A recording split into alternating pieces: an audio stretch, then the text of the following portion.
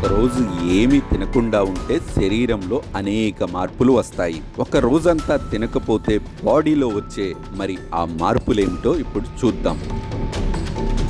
Glucose levels తగ్గుతాయి.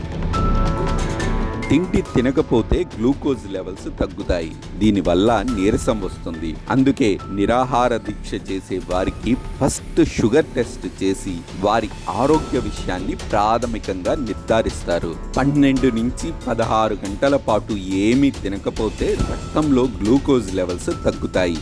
దీని ప్రభావం కాలేయంపై పడుతుంది. కాలేయ ఆరోగ్యాన్ని దెబ్బతీసి అనారోగ్యానికి దారితీస్తుంది. కొవ్వు కరుగుతుంది. ఉపవాసం ఉండే వారికి శరీరానికి పోషకాలు అందక కొవ్వు కరుగుతుంది.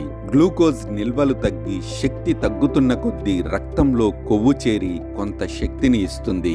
ఇందులో ఉండే లిపోలిసిస్ అనే కొవ్వు ఆమ్లాలు కీటోన్లు రక్తంలో కలుస్తాయి. దీని వలన మెదడు పనితీరు పెరగటమే కాకుండా నీరసాన్ని కూడా నిరోధిస్తుంది.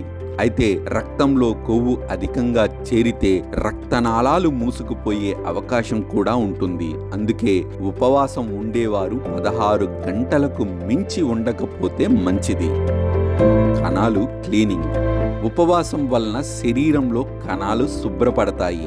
ఏమీ తినకపోవటం వల్ల కణాలకు ఆహారం చేరదు. నిల్వ ఉన్న ఆహారాన్ని శక్తిగా మార్చే ప్రక్రియల్లో కణాల్లో పేరుకుపోయిన వ్యర్థ పదార్థాలు క్లీన్ అవుతాయి. దీనివలన క్యాన్సర్, అల్జీమర్స్ వంటి భయంకరమైన వ్యాధుల నుంచి బయటపడవచ్చు.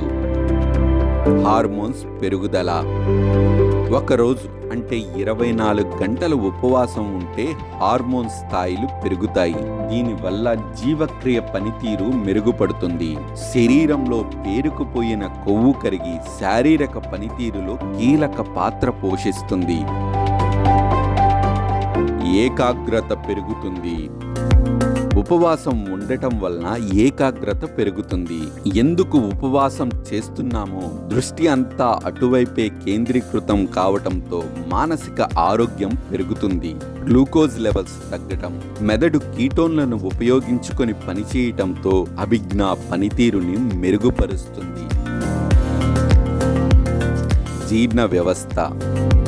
ఉపవాసం అంటే ఏమీ తినకుండా ఉండటం. అలా ఉన్నప్పుడు జీర్ణ వ్యవస్థ విశ్రాంతి తీసుకుంటుంది. ఫాస్టింగ్ వలన పేగు ఆరోగ్యం మెరుగుపడుతుంది.